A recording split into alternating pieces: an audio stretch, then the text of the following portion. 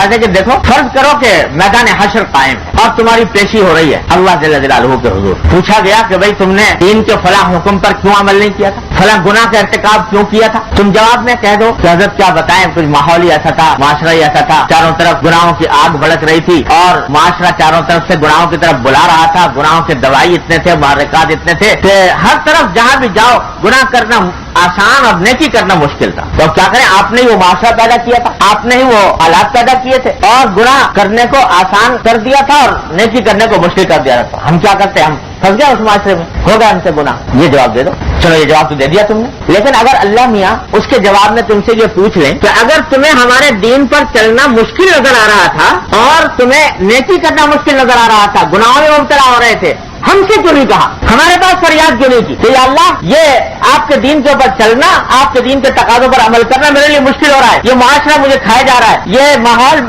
मुझे मेरे ऊपर गालिब आ रहा है, तो अल्लाह आप अपने फजल करम से मुझे इस माहौल पर गालिब कीजिए, मुझे इस माशरे पर गालिब कीजिए। अरे सारा कुरान हमने भरा हुआ था ये कहते कहकर के इन्नल्लाह अला कुल्ली शैइन कदीर, इन्नल्लाह अला कुल्ली शैइन कदीर, अल्लाह ताला हर चीज पर कादिर है। और सारे कुरान में तुमको दावत दी थी कि हमें पुकारो, हमसे मांगो, जो कोई मुश्किल हो रही हो, जो कोई परेशानी पेश आ रही हो, हमसे कहो, हमसे कहो। तो हमसे तुमने क्यों नहीं कहा।